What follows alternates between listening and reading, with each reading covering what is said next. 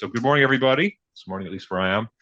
Thank you for joining us today for a conversation about GRC and compliance and all that stuff. So I've got with me today, Cheri, I'm going to tell you you're my favorite GRC person, which is good and bad in that I don't like most GRC people. No, I'm just joking with I was GRC. going to say, am I the only Uh, one you know? No, I'm just no, no, kidding. no. I know some other ones. I know some other ones. But we work a lot with you guys at Hotman Group, and I'm going to let you introduce yourself a little bit. Just talk about Hotman Group and what it is, but we obviously we have a close relationship with Gotham, so I appreciate the stuff you do for us as well. But why don't you Thank introduce you. yourself? Talk about how you got into this world. Yeah, wow. Okay. What kind of time do we have? I'm just kidding. Yes, Cheri Hotman, thank you so much, Ken. I appreciate that. And yes, we definitely appreciate our relationship with Gotham. I started Hotman Group back in 2016 when I left corporate America. Just kind of got to that stage of life where it was time to do something different and not really the corporate grind anymore. So did that. Wasn't quite sure exactly how it would land, but it's been quite the fun, interesting journey. And so, yeah, definitely help companies build, implement, and run their cyber and their risk and compliance programs.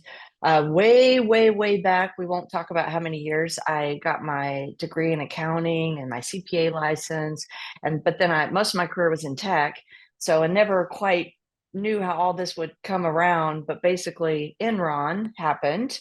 Sarbanes-Oxley birthed, and then a lot of those principles that I had learned in the accounting space came into tech, and then cybersecurity started to birth, and it all just kind of organically happened. So even when I talk with like younger folks, I'm like, plan your life, make good choices, but there's going to be things that happen that you couldn't even have planned for. But yeah, I'm a total nerd, Ken.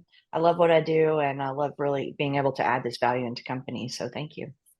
We have to have a whole nother session on how to move from corporate America into owning your own tech consulting business. That's Because a ride, no doubt. I've always been on this side of the fence, but I think that's the thing. A lot of my customers are interested in. A lot of people. Hmm. But anyway, let's shelve that for that time because that would be fun. We probably do Okay. that. So I Perfect. do. So I want to talk about. So we're talking about GRC, and I think we were having this conversation before about what I don't call it the scope of GRC, but like I think people when they hear GRC, it's right governance, risk compliance. They've Yeah. they've kind of focused on one of those things, and to me, like those things are they're under the same acronym, but they're sort of different things, right? Yeah. Right. So I think when people talk about risk, that's a very different word, particularly industry by industry, about like how my banks see it versus how my manufacturers see it, whatever. Yeah. Governance is its own thing, and when people say compliance, they really just sometimes talk about like, well, that means I'm following the law. So I mean, when you think about the spectrum of all the things contained in that, like how do you balance those three things? How do you see that? I mean, I know it's a kind of a big question, but It I think is. part of the problem in this is just even a definition problem of like when you Yeah. say GRC to somebody, they immediately fixate on something. It might not be the right Yeah. thing. So how do you Yeah. think about it? Yeah, I totally agree. And I feel like it changes too. And then there's other terms in the cybersecurity and the GRC governance risk space that kind of come and people have different understandings of definitions. I mean, for me, GRC is the program. It is the top of the house, all of those aspects. How do you govern your business? How do you do risk identification all the way through treatment and management? And then what compliance instruments do you need to validate? And then all of that GRC is wrapped typically around cybersecurity and tech because there's just so much focus. And then obviously that's our specialty, my specialty. And so that's how I think of it. Is GRC is really that full program from end to end at the top of the house, and then the parts go underneath that.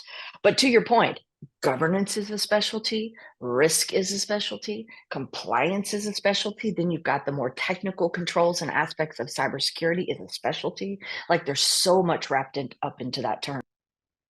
Yeah, I think it's also one of these things where it's sort of like you have a reaction to it. So when you talk to somebody about GRC, the mind sort of goes to like, where am I in trouble right now? What are my pain points? And that's why I think a lot of people, like if you say GRC to a hospital, they immediately think about HIPAA, right? Because they think about compliance HIPAA and the problem because that's a problem child for them, right? Or if you say, Yeah, if you've had risk issues, I think probably the governance is the least whatever I agree. popular Hmm. of the discussion. But when you talk about it, yeah, you kind of put that in the front, like if that's the overarching thing that makes all that stuff work out. I mean, so It how do you, is. so when you're talking to somebody and they go, so I actually had this yesterday, I was talking to a customer and they had it work sort of healthcare thing and brought this up and all they were thinking about was HIPAA. Like how, Yeah. is there a way to kind of raise their eyes up and say, well, maybe, what do you say to somebody who's really hyper focused on maybe just staying out of jail? Yeah, no, that's a really great point. It's funny when you said they have a reaction, I was thinking like GRC, PTSD, basically, like Yeah, because yeah, everybody does. I feel so many of the companies I talk to and we work with, everybody is really like busy. It's a busy world and they're just trying to scramble to keep up. And then customers' demands are just like changing every 5 seconds. Regulatory is out there pushing the needle too, but really, quite frankly, regulatory is minimal compared to like your customers. Well, what about this? And what about this? And they're constantly pounding for those answers. And so you're right. I think their focus does go to, I'm busy. I've got probably a whole other job. There's something that's really a big pain point for me or a really complex problem to solve. And so that's where their mind goes. Just like one little aspect. But the reality is they do all fit together.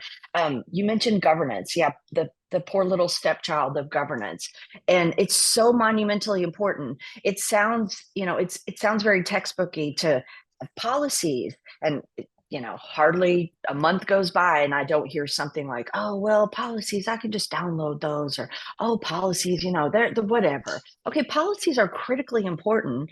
Like policies is management saying, I mean, Ken, you're executive mhm, leadership. Policies is your voice of your expectation of all the people in your company that do the work. Policies is how it starts to really govern that business. You can't possibly be on top of everybody in your organization.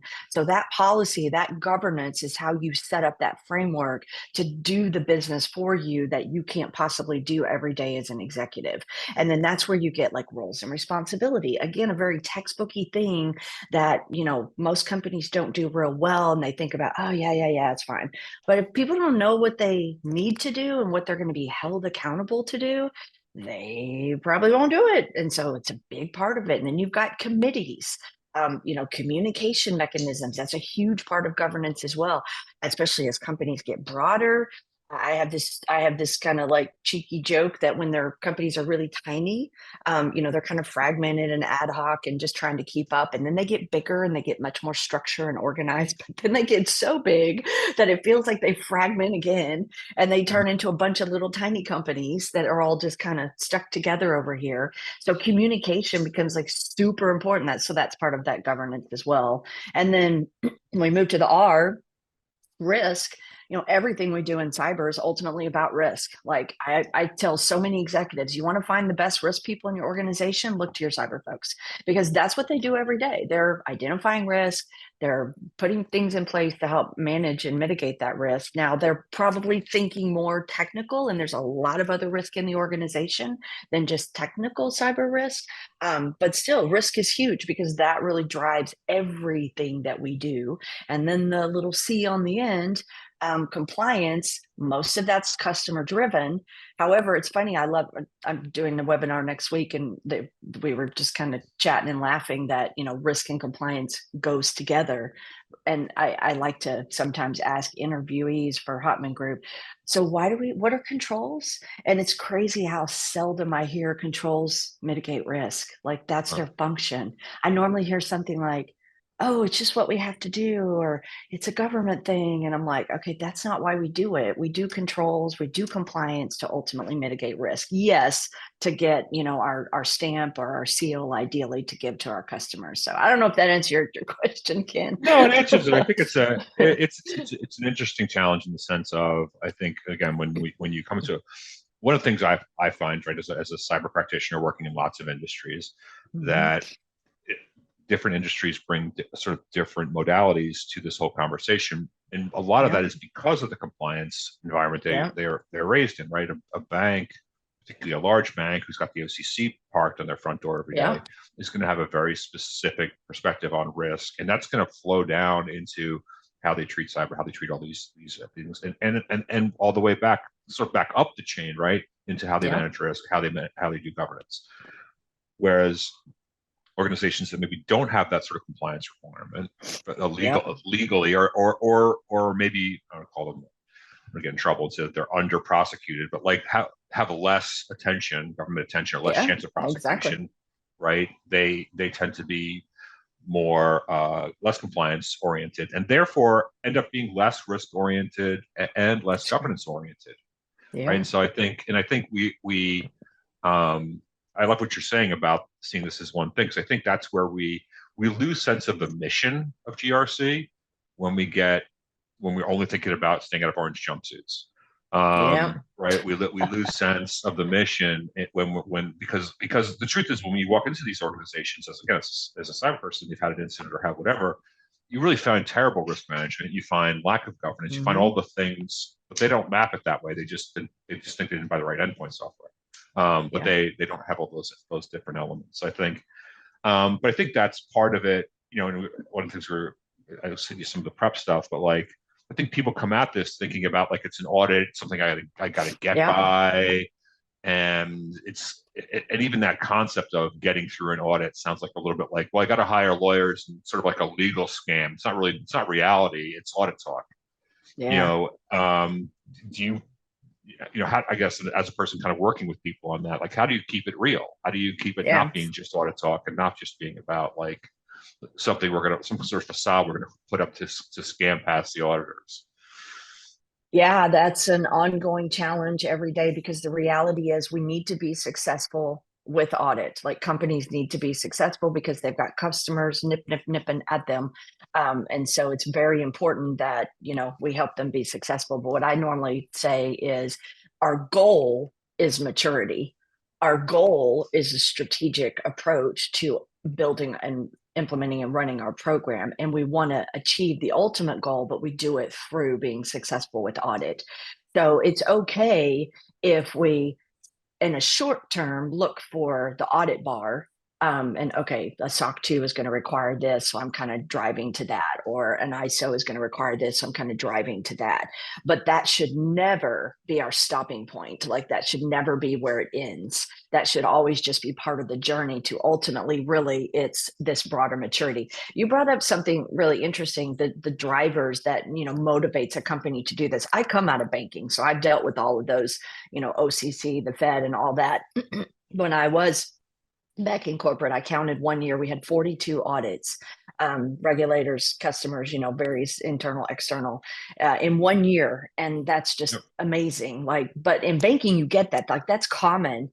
So to your point, it forces you to deal with that. You get other industries, they're not having that kind of pressure. So they are not forced to, think about these things on a much more kind of maturity program level. But the reality is that every company, based on their risk, obviously, every company should approach it the same way, not do the same controls, but approach the building the program the same way and risk based and all of that. But they don't because the oomph is just not there. What normally happens is the motivation is exactly what you said, Ken. Like, oh my gosh, we're going to lose this main customer if I don't get our SOC 2 in the next 6 months, or we're not going to be able to land this other deal if I don't get this. Or sometimes I even hear, we kind of told them we already are on the path of this, so can you pull a rabbit out of a hat and get it done in like 2 months? No, more planning than that. But those it's kind of like people respond to what's in front of them. And if there's so much like immediate pressure in front of you, then sometimes you don't get to really the broader things that is really where you should be focusing your time and really building and running, a program, a cyber program, a compliance program, have proper governance in place, and then audit starts to outflow out of that and starts to become a whole lot easier. But it takes a lot of strategy to like shift it to that. Yeah, it seems like it's a heavier lift. Like I think about these, pretty common occurrence for me, right? It's like a new CISO or a new risk person or a CISO or risk person I know well gets a new job, right? And you have this Mm-hmm. conversation like, welcome to this new Yeah. place. And so, do you rush over and read the NIST framework and see what's in there? Or are you going to walk, like just check your cybersecurity stack, like be proactive about these, privileged access or some hot button or something you look at. And I think it really depends on where you're from, but I think a lot of people sort of don't like, you have these conversations like, well, I'm not sure what my key applications are, my key risks are. I'm like, well, do you Yeah. have a NIST framework? Do you have that stuff? And I think people don't value those things or honestly to some extent trust them because they're not sure they were just made for audit. I Yeah. mean, how do you create that? I mean, to me, like we're trying to pivot sort of people's perception on this. I mean, when you talk about the value of a GRC program with a business, how do you create a value statement that's not just compliance, but with this governance, like how do you sort of talk to business leaders, non-technical people about the value of GRC? Yeah, I was having this conversation just yesterday with the client regarding a risk assessment and building a risk register. And yes, the motivation, the primary motivation was an audit objective, but then it's that constant of you identify risk in your organization so that you can do the right things you need to do.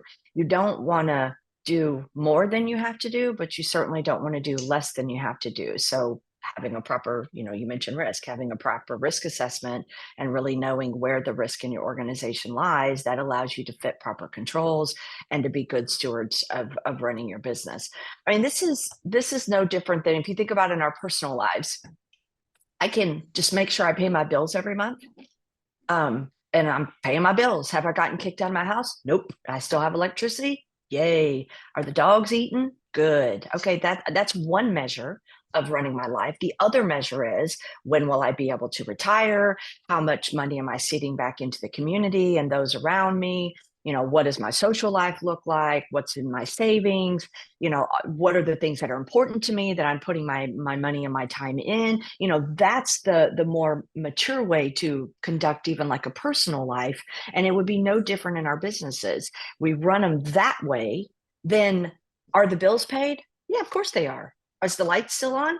Well, yeah, duh, because I'm running my business appropriately. I'm running my life appropriately. I don't have to worry about these tactical things over here anymore. And better yet, I'm making the decisions, not because this over here says, hey, you need to donate money to the local pet shelter. Okay, well, maybe that's not important to me. Maybe something else is important to me. And so I've done that evaluation to make those decisions about what is important to me, and what is the best way to conduct my affairs, not because some audit or some, thing over here is telling me to do it. It would be no different in our businesses. We need to be good, responsible stewards of our businesses, know where the risk exists, put those things into place. What's the mission of the business, the objectives? What do I do to work to achieve those? And oh yeah, by the way, there's this audit thing over here. Sure, I'm going to take a look at that and make sure I'm good with that. But if I do what I do over here, I'm running my business really well and really healthy, and then that will be also taken care of. Yeah, I Did that think answer your question? no, it does, and I think I think it brings up a good point of it, the risk. I think the risk in audit world has changed pretty significantly over the last few It years, has. Yeah. Yeah. and I think it's one of those things where whatever. I guess if I lived in a world where every week for 1 week auditors came in and I just had to kind of get by that, I might white knuckle my way through that, right? I just get it Yeah. up, create a little audit theater and get through the whole thing. But that's really not the reality of my business, not the reality of a lot of people's business. We've got every single one of our customers has some form of Yeah. assessment they want to do. Every single one of the vendors, everybody, and that all flows down because of legitimate risk. Like I said before, I think That's a lot of right. people just aren't aware of some of the risks and some of the things that Yeah. happen. So these customers are all doing this. And so the answer is that, well, if it changes from 1 week a month, 1 week a year or two, every week we've got a new demand. Well, then Right. fundamentally, like it's time to figure out a better process for having the fundamentals in order Yeah. than just sort of like white knuckling your way through it. I couldn't agree I mean, more. Yeah. how do you think the world's changed? I mean, let's talk about that change. Do you think that? I mean, I'm seeing it. How are you seeing it, and where do you think it comes from? Yeah. One thing I wanted to comment, I'll just on what you just said, third party risk management or supply chain risk. There you Yeah, go. That is a subject or a target of audit, but oh my gosh, supply chain risk is affecting all of us every single day. And so, those processes are not a check the box process. Those processes, like, you better be cautious who you're dealing business with, and who you're giving access to your customer data and into your environment. So that's an excellent point of what you just said, of something that, sure, auditors are going to ask for it, but you do third party risk management because, oh my gosh, my business is at risk in the supply chain, and all the breach data supports that. Um, but then how it's changed because of customers. Regulator pressure in banking, sure, it was a lot of pressure, but quite honestly, what's changed about it is people are becoming much more aware. Security awareness training is doing its job, and the whole world is more aware of security problems. And then, of course, the bad actors are helping to open people's eyes about that as well.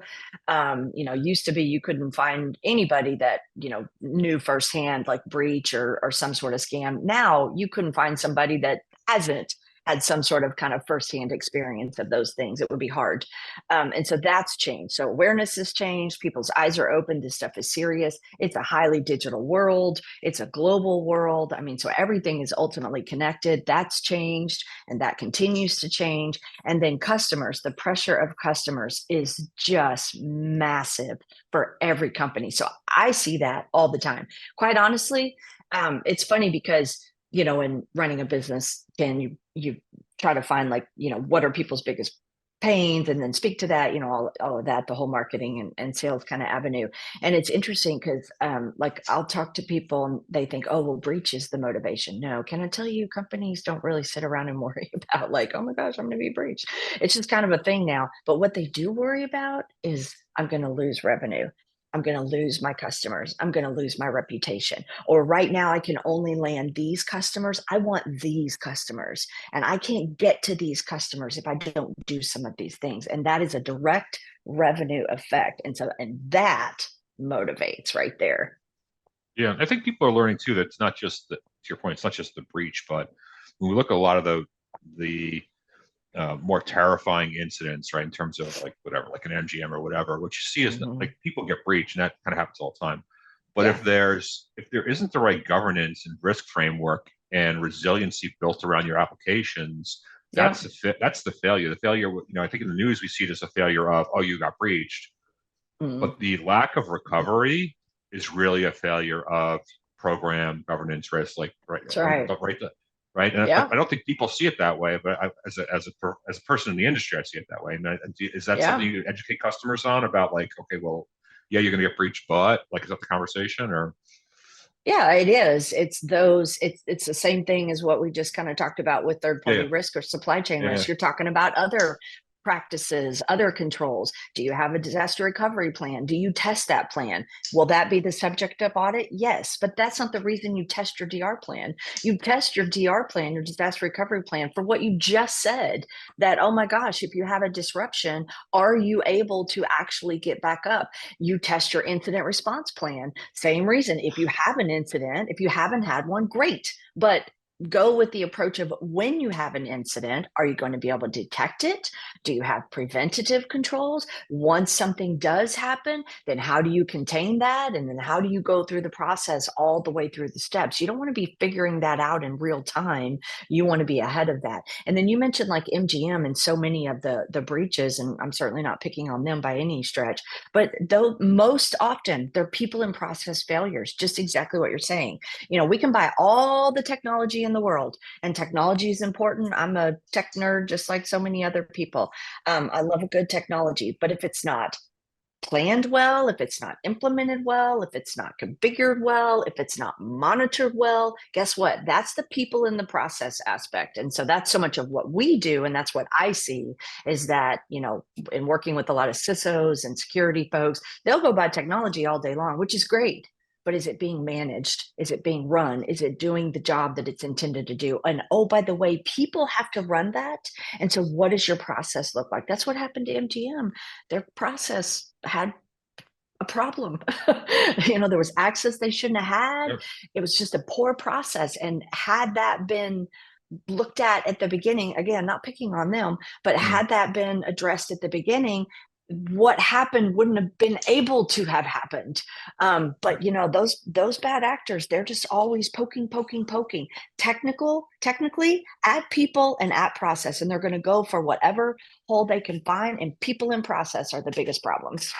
Right. And again, from a business standpoint, you're really managing the risk to minimize the impact of these things. And that's where process helps you, and those drills help you. Exactly. Um, yeah, I think that's an ongoing issue.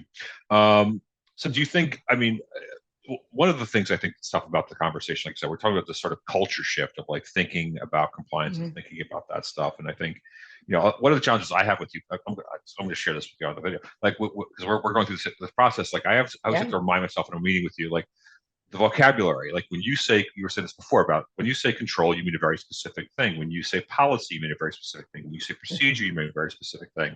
And I don't think that's like in everybody's brain about sort of like, how to control and how to do this stuff. Do you think that like in terms of communicating the value and what you mean to people, like is this just something we need to teach people? Do you think people need to learn how to speak these words differently, or do you think we need to change some of our language to make sure we're bridging it to people? Because I feel sometimes when we're talking compliance, we're speaking the language that they're not necessarily hearing. Is that fair? Yeah. Yeah. That's totally fair. I feel like a lot of what I do is coaching. And I don't mean that poorly to anyone, Mhm. but yeah, sometimes, people and executives, it's typical that, they just need coaching. We wouldn't necessarily, tell them to Mhm. say it like that, but it Yeah. is what it is. Like we do these things for a reason. You mentioned like a control. Again, I Mhm. was kind of joking earlier. Controls are their function is to mitigate risk. Right. And I've literally had, very high level executives say, okay, stop saying control. I don't want to talk about controls. Like we're just doing cybersecurity. Yeah. Okay, I understand, but you got to realize cybersecurity is mitigating risk, and controls is that's how you do that. So it's a very integral part of the process. But you're right, that is a definitional, like in an understanding of kind of how the whole bubble fits together. And I think, as I think it's true of any of the tech and cybersecurity, and certainly this field as well. I try to be like really transparent and simplistic with people. Some kind of tech people and cybersecurity people, they try to make it like, ooh, it's so mystical. And then people don't understand, then they don't know what they need to know to be able to, take appropriate action. So I try to be like really transparent, really plain.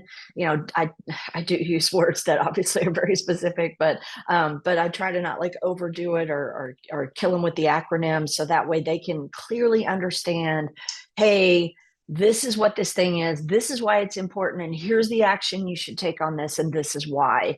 And Ken, to your point, I think it's a process. Cybersecurity is changing, GRC is changing, risk is changing, everything's changing. So we're living a very like fluid space. And then I think we just have to constantly being, coaching and helping people understand, why do you think we repeat security awareness training at least annually? Should be more than that, Yeah. because we have to remind people. It's a constant like reminding. So this would be no different. Yeah, but it does seep its way into culture. One of the things, obviously, like, we were having this conversation. I'm old, and so Oh, I remember stop. this You time. are I not. remember this time when I was on a train, just commuting, and I heard like a couple of conversations with people were talking tech, like talking about databases and this and that and whatever. And I was like, this is really weird because usually, like, you don't hear people talking about this. It's just, the No. 1980s, right? And so tech kind of permeated the culture, and there's more people and Oh more things. yeah. And I think cyber's done that on breaches and those things between. This is not just security awareness training. It's 60 minutes. Like I can talk to my Yes. parents about a breach and all that stuff and all that things. Now I I think know. I think governance will come along, and I think people. But again, to your point, right now, I don't think people kind of clue into it. You need a 60 minute special. I'll send a note into CBS to let them know that you're available to do a 60 minute session Thank you. on That would governance, so be. people start to understand like why this is important. But we'll do something to that effect. The name of this session should be like Ken's gripes about GRC. But another gripe I have about GRC, or problem I have with it, is that I think, to some extent, when you go and talk governance, like you say, this broad-reaching program, governance is in its very nature, as you can get in the word, political. Like you're going to have to call somebody's baby ugly and talk about how, well, this really isn't under control. There's really not good change Yeah. management. There really isn't this. You really haven't looked at, like, so you're doing this stuff. So how do you kind of manage the political, you know, I call it fallout, political aspects of walking into an Yeah. organization, like getting to change, in changing your governance, you're going to step on some toes. So how do you kind of manage that as a consultant? Yeah, you definitely have to look at the people you're dealing with. You have to look at the culture of the organization. For us, we're I don't know how to say this. We're choosy on our clients, just because if we work with companies that have integrity like yourself, that really want to do the right thing, that it's not about just checking a compliance checkbox and then moving on and never thinking about it again. And so I think that's a big part of it, honestly, is that when we engage with the company, they really want to aim for maturity. They want to do the right thing. And so already they're listening. And so that's a key part. But even with that, there's still challenges. And so I just try to be really like sensitive to the fact that people are people, they're naturally averse to change. But if you can help them to see the value and the reason why this is a good thing, then you get them to more voluntarily start to adopt it. But it does take a tremendous amount of patience and coaching. And then you get, some organizations like you guys that are able to move and pivot very quickly to achieve your goal. And then you get the other end of the spectrum where you've got organizations that, the tiniest little thing will take 4 and 6 months to get done. And that makes the process, you have to have a lot more patience with that. But ultimately it's, also looking up and down the organization for where there's breakdown and really understanding the value of what we're doing and look across the organization. And then the other thing is just to be very transparent with people. Like, this is what we're doing. Here's the plan. This is why this is important. Here's what I need you to do to get to there. And just really just working in collaboration with people is what I find works the best. Yeah, I think it's a challenging thing to just to, this falls, somebody, I used this for years, but somebody taught me this method of looking at tasks, right? That is it urgent? Is it important? If it's both, Yeah. do it right away. Is it only urgent but not important? Like the whole 4 quadrant. And I think this, quite often this falls into the important but not always urgent thing when you move out of compliance into doing the true work of governance and risk management. Yeah. And I Yeah. think, so I mean, when you talk to customers about the value of getting a sense of urgency around importance, like how, what's that, how do we demonstrate the value of that, or create a vision of that value, if you will? How do you sort of talk to customers who are maybe struggling with finding, Yeah. you know, everyone will agree it's important, but they're like, yeah, it's important, but I got other things. Yeah. So how do you Yeah. sort of have that communication from, I guess, from a selling perspective of, okay, here's how we're going to get around to this. Let's get this important thing done, and here's why. Yeah, so it normally is they're feeling the pain. So if you just have like, and again, it starts with customer assurance. And a lot of times the urgency starts in compliance and then, kind of bubbles up the Yeah. other way to the G and the R. And that's okay. However you get there, as long as you get there. Very few companies, to your point, Ken, are like, what can I do today to really make the business better? Yeah, let's go talk about governance. It just doesn't normally happen. It normally, comes up through the C to our conversation earlier. But really what's happening is as their compliance requirements grow, they're feeling the pain. So 1 framework, 2 frameworks, 3 frameworks, you know, I've seen companies with 14 frameworks and it's still growing. You just can't manage that. And so they start to feel the pain in that regard, which then begs to, that's because you should have a compliance program and you should be running a program that, forget your 14 different frameworks. You should, what is your risk assessment? What are your controls? Who owns what is the frequency of monitoring, the frequency of running that control? Let's build all that out, run that, and then this will be okay. And then as you adopt new frameworks, you fold them into that program. So that's the name of the game, is, obviously, to build a program, implement it, run it, satisfies audit. Great. When you have multiple compliance demands, which most companies do and growing every day, then it kind of pushes them to, oh my gosh, I'm pulling evidence that I just pulled a month before, and I'm pulling the same evidence, 4 months back ago. Like, this is driving me crazy. My people are now just satisfying audit all the time, and they don't have time to do their actual job. That's the pain they start to feel. And then that's when they're like, okay, how do I fix this? Well, it's because you need a program. So let's go back to that. We build a program, and then that's going to help efficiencies. That's going to help with reuse. It's going to help to take all of this activity and I call it BAU, put it into your business as usual. So it just becomes part of people's day-to-day working, not like an extra burden on top of their job. And then bam, now you're in a much better position for audit. The other pain they'll feel is they start to have failures in audit, like, oh, we didn't do this, or we forgot to do this, and now we have it in our report, or we failed this certification. And that, yep, because again, you're not like running a program. And so that's where it starts to bubble up the other way. Yeah, but you got to have that sort of maturity to look at it from the perspective of like, one of the things I'll say is, you know, a metaphor I would say is you can roll the fire trucks out every day and put out a fire, but at some point you might want to stop and say, you know what, maybe we should make them stop building, houses out of wood and not flammable Yeah. materials. Maybe we need fire sprinkler Yeah. systems. You know, I Yeah. I I used to run a software company, and I said the most dangerous bug is the one that the help desk knows how to fix because that'll never get fixed because people will call you and you go through the help desk Yeah. logs and they're calling. It's solved, it's solved, it's solved, it's solved. I'm like, okay, there shouldn't be Yeah. this many calls like that thing. Yeah. So I think getting people to shift their vision, and I think, how do you, maybe you can give some thought about like when this is done right and you move people into good governance risk space, like what are some of the besides the audits go well, what are some of the other business benefits of having a solid GRC program?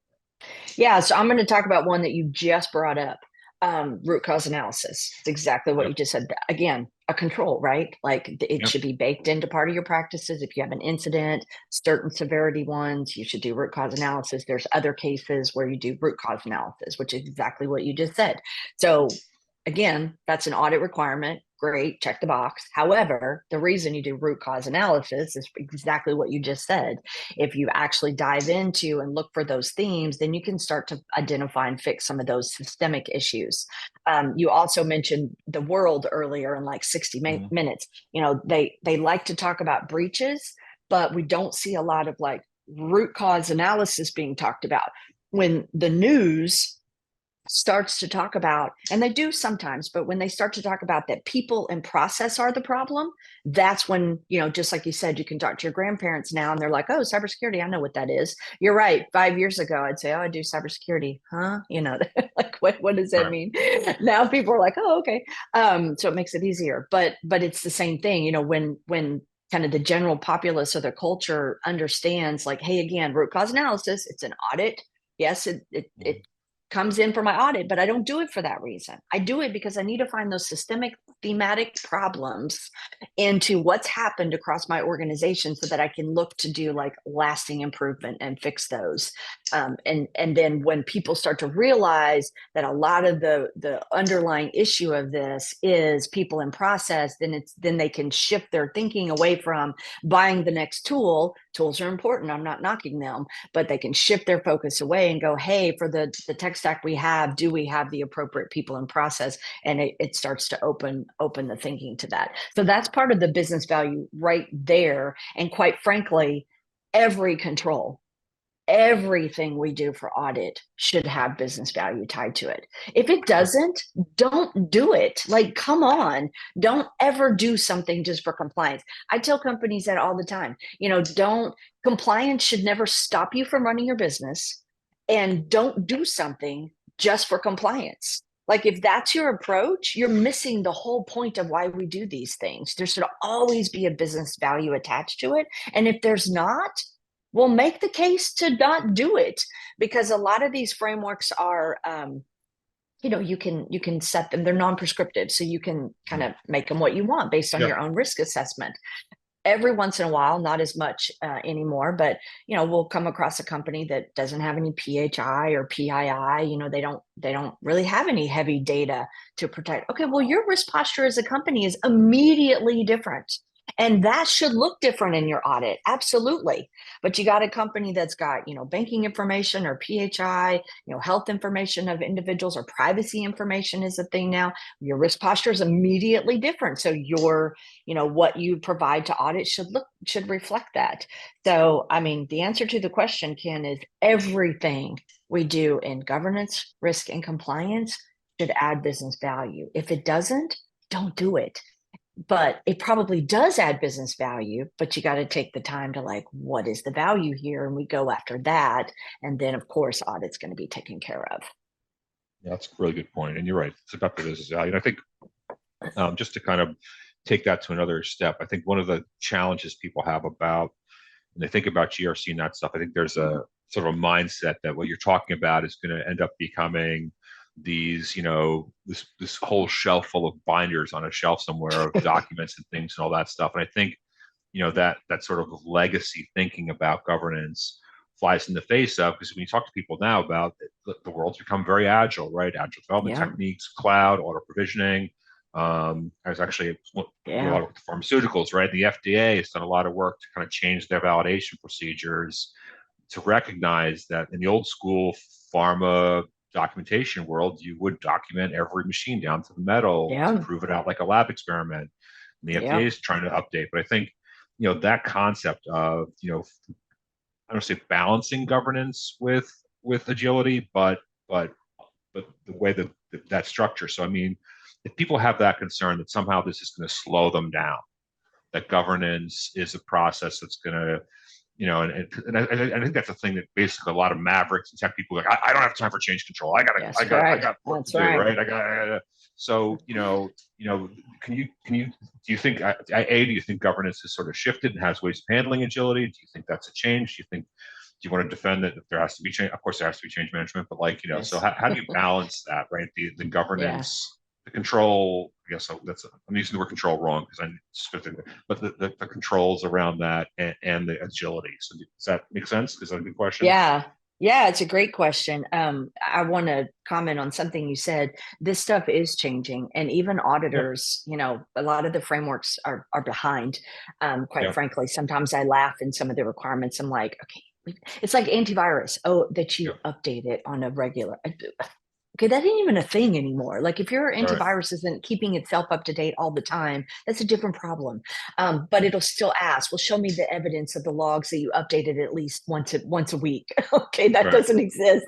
Um, and so Right. the question is wrong. And then it's funny, asset management is a thing as well. You mentioned Mhm. like, back in the day, we won't claim being old, but back in the day, there used to be like a server in a room, tied to things. I could go like touch it, and it's just a different world. But the concept of asset management is still very sound. But they're not assets anymore. I come from my degrees in accounting, so I hear asset management. I'm like, okay, it's not an asset. Assets go on your books. It's not that, but it is Mhm. a resource. But we still call it asset management. So to your point, the way things change, sometimes that like confuses people because they're like, well, there aren't servers. There are somewhere, but the point is, what is the concept? Again, what is the risk? What is the intent of this? If in that case, there's still a server layer somewhere. If somebody can still get admin or privileged access to the underlying operating system, that's the same concept. So I think sometimes we have to shift our thinking on these newer technologies to look not at the words of what it's saying, but what is the intent of what it's doing? What's the risk? Why does this thing exist? And we have to shift it to the new kind of way things are happening, and keep up with that. So you bring up a really great point with that. Now to the Mavericks, what you were saying. Yes, I hear that as well. We don't have time for security. We're just trying to do this. Okay. To which I respond in my nicest possible voice, you don't have time to not do this stuff because change control, you mentioned that. That's Mhm. affecting your production environment. Okay, your customers expect that your customer environment is going to be available and it's going to be secure or kept confidential. And so if you just let anybody just cowboy out, whatever into your production environment and don't follow that process, guess what? You can affect your availability, you can affect your confidentiality, your integrity. I mean, that comes out of the cybersecurity world. Those three items are super important. And that's what our customers expect. So we do them a huge disservice, and we are not properly stewarding our businesses and our environments when we take that approach. The reality is you do have to slow down just a little bit. And yes, it does take intentionality. And yes, it does take doing it. And yes, it can be perceived as sometimes slowing things down. But I can go through the McDonald's line because I don't have time to go to the store and cook. Okay, great. I do that for 10 years. I'm going to notice the big difference. It's going to create huge health issues in my body. Where sometimes, yes, does it take more time to go to the grocery store? Yes, it does. Does it take more time to go and plan a proper meal? Yes, it does. But it's worth it in the end. And so it should be that same mindset, not, oh my gosh, this is slowing me down. It's not. It's helping to protect you. That's the mindset shift there. Now, that being said, I will say one more thing. Sometimes, this goes back to what I said earlier, that sometimes we let compliance over solution things for us. And so we work with companies to I mean, this, to Yep. solution the right process. This stuff doesn't always have to be overburdensome. Your change process doesn't have to look like the next companies and the next companies. Again, risk-based to achieve the mitigation of the risk that we're trying to achieve. And so processes get really fat and inflated and heavy. And this is where there's that business value again. This is where you take a step back and go, wait a minute, what is the risk? What is the actual compliance requirements? How are we doing it? Is this efficient? Are we making this too difficult on people? And maybe we can dial this back, or we can streamline this. I see that all the time. Great question. Yeah. No, I love that the pragmatism there, and I think that's look at on one level you might want to agree that I don't care how much agility and innovation Boeing wants, they probably need quality control.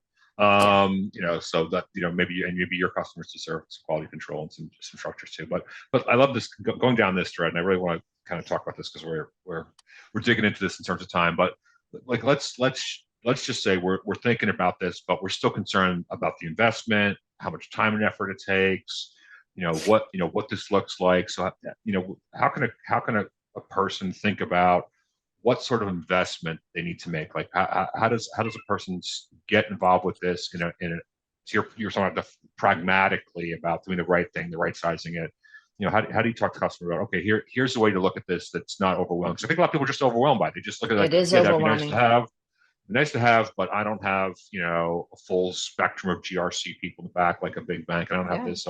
So how do you start? Like, how do you talk to a customer about a good way to like start? Yeah.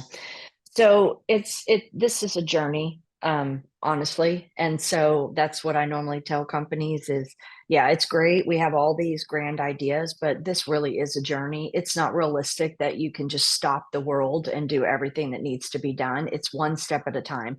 So it's iterations. And we prioritize iterations. And then, this is absolutely how we work with companies. What is the pain? What is the most urgent? What is the thing that, potentially is affecting your revenue? Either, losing it or can't get more of it. And then we start there. And then the name of the game is that every iteration you do, you're not just tactically dealing with that issue, but you're picking up that maturity as you go through every iteration, and you're just moving closer and closer to that overarching vision. You mentioned earlier, taking a step back. That's very much a part of the process. Taking a step back, taking inventory. Here's another governance item that just is like, it's a textbook. Who has time for that? A strategy. How many companies have a 3 to 5 year strategy plan, cybersecurity strategy plan? Not as many as you might think, like written down, documented. This is what our goal is. Well, guess what? If you don't have a goal, Ken, you think you're ever going to meet it, you're probably not just going to stumble upon it. And so there's where governance hooks into this to create that business value. What's our strategy? Okay, great. 3 to 5 years, this is our strategy. Now, what is our this year plan? Great. I mean, these things don't have to be 4,000 pages long, but what is our plan this year? Okay, great. These are the items we're going to do. And then as we take on these items and our plan for this year, every one of them is with the intention of we're increasing maturity in some incremental sort of way. So that as we go through that 3 to 5 year plan, we look back and we go, wow, look at all the improvements that we've made along the way while still satisfying the tactical demands right in front of our face, while still satisfying what the customers are yelling at us that they need yesterday. We're still taking care of those because, quite frankly, those are the priorities, but being very intentional and strategic in how we address those, that we're taking off little chunks toward our overall plan and vision to bake in those iterations of maturity. Yeah. And then it never stops. It never stops. No, listen, I think we could do a title on like GRC adulting. Like, can we just like we're gonna sit around the I table and love have it. uncomfortable conversations for maybe 2 hours a month with the C-level people. Listen, 2 hours a month is probably like one 5% of the time the CEO spends golfing. So I think we could make that investment, Oh, 2 hours a month, and we're GRC just and we're gonna adulting. GRC adulting. We're gonna sit around and have tough conversations about our future. Oh I my love that. gosh, that's All right. hilarious. That's All right. great. So we're close to about time we had booked for this. How would you like to end? What would you like to talk? If it's something we didn't talk about or something you want to say to wrap up, how would you like to kind of to bring this home, Cheri? Oh goodness. Um, I think, probably kind of something we talked about earlier. I mean, this is a great Mhm. conversation. Thank you Yep. very much. It's just really being intentional about how this is done, capturing that business value, recognizing that it's a journey. This is no different than HR and legal and finance and some of the other functions around the business. Like this is really a core part of running a business now, and I think that that's where the broader culture is shifting, and people just need to keep pursuing that, but to recognize that it's okay to do it in maturity. I mean, in iterations. It's okay to take it one step at a time. But it is something absolutely that we just quite frankly can't ignore. And yes, I'm a nerd. I love this stuff. But that's because I of course see the tremendous value, not just, theoretically of what it can bring to a company, but I've seen it in many, many cases in real life of the value that this stuff can bake into a company. So my opinion, it's well worth our time because it really does make everything much better. Yeah. But thank you so And much. Great no, conversation. thank you. And I also say to people, get the right partners. And obviously, Gotham's a Yeah. partner, Hotman's a partner, but if you're just going to like download the NIST document from the internet and make your own thing, you're doing yourself a disservice. You want to walk That's down this road correct. with somebody who's done it before and kind of can help you, and I think you're going to get a lot more Yeah. value from that process. Oh yeah. With I always say that the best engagement for Gotham is you should just bring us in for 2 hours just to get access to our documents. Like our people can bring you further in 2 hours than you're going to get in Yeah. 200 hours. So just make a small Can investment. can Yeah, I tell a funny story about that? sure, yeah, So yeah. yeah. So we have a cabin, and so we needed to buy, the little knife sets with the in the wood block. And my Mhm, husband wanted to get the one from Costco, and I saw the mhm. price tag, and I was like, oh, that's ridiculous for a cabin. I'm not spending that. And so then I saw the, 20 or $30 version at Walmart, and I was like, Mhm. oh, there you go. Same thing, like same thing. Yeah, So we bought it, saved money, yeah, right? We bought it. And then can I tell you, within no time they rusted, the mhm. scissors broke, like it was just, and so what happened? That money was entirely wasted. And then guess Right. what we turned around and bought? We went right back to Costco, bought Oh, the real one. It's wonderful. So to your point, Ken, I think you got to be really smart about how you pick these things off, because we see it all the time. Companies think they're saving money because, oh, I'm using this resource, or I'm doing it mhm. myself, or I'm downloading this. And the reality is you're costing so much more time and money than it really ever needs to be. That's a Right, great right. point. Perfect. All right. Well, thank you so much for your time, Cheri. Well, I'll look forward Thank to our you. next session on GRC adulting. Absolutely. And Yeah, thank you appreciate everybody it. for joining us today. And this will be posted up on YouTube. I appreciate everybody. So have a good day. Awesome. Thanks, Cheri. Pleasure. Thank you. All right. Bye-bye. Thanks. Bye. Bye.